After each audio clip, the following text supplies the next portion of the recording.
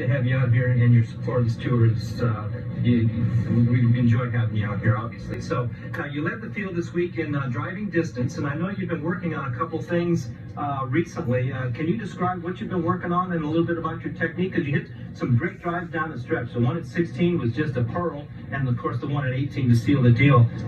Walk us through your technique. So I use the length of arc to create speed, right? I'm not short, violent movement like a lot of the young guys are short and just violent. Mm-hmm. I try to use a length of the arc. It takes a lot of pressure off my body, but the problem or the challenge that I face is that if I get a little too active with my body, the club comes in and I have to use hands at the bottom, so it's very flippy. So Andrew Getson and I have been working repeatedly to try to weight at the top, and most people don't have a very good angle with their wrist and don't use it. Most people cast it and they lose a lot of their power. I'm the opposite, right? I have way too much wrist action, and so get that nice load on the box. That's it. And I'm long past parallel, so I have to wait to let the club get out so that when my body does go, the club's in front.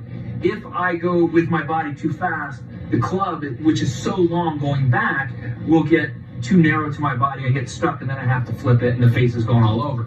So on those two swings, my sensation is that I'm letting the club kind of cast, if you will, but really what I'm doing is I'm just waiting to match up with my body as it goes through the ball, and it allows me to use leverage to create speed, length of arc to create speed, and not have to put so much violence on my body. But I think a real big thing for guys trying to hit it far is as you go through the ball, you'll notice I'll let my knee come off the ground. Bryson will let it come off the ground, but Watson will, because we're putting so much torque in it, and your knee is not meant to rotate and turn. So if you don't let it go, you're going to start ripping your knee out. You're going to have surgeries, and so as I go through the ball, I let the weight kind of come off it so that I take the pressure off the knee to prevent injury.